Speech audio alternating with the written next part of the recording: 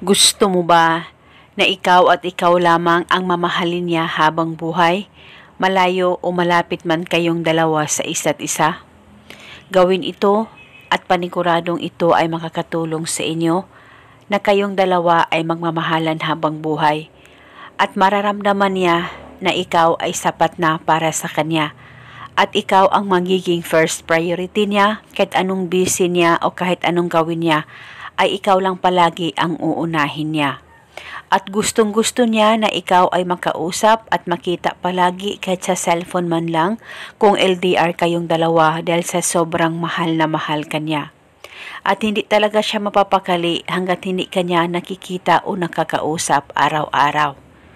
Pwes, gawin itong ritual na ibabahagi ko sa inyo ngayon. Basta gawin ito na buo ang loob at tiwala mo at hilingin ng buong puso. Ang gagawin mo lamang, dapat ikaw lang mag-isa at tahimik ang nasa paligid mo. Pwede ito gawin bago ka matulog o di kaya pagkagising mo sa umaga o sa kahit na anong oras na gusto mo kahit ikaw ay nasa trabaho.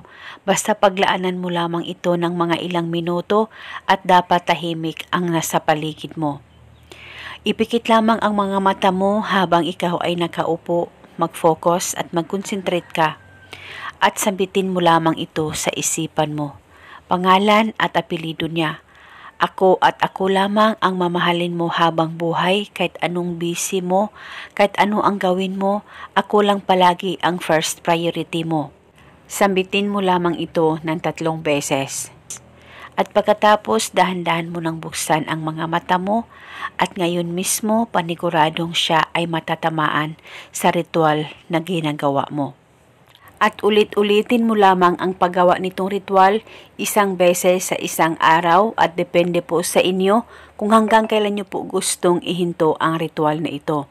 At paniguradong ito ay makakatulong sa inyo dahil isa itong gabay para mas lalong mapabuti ang takbo ng relasyon ninyong dalawa ng partner mo.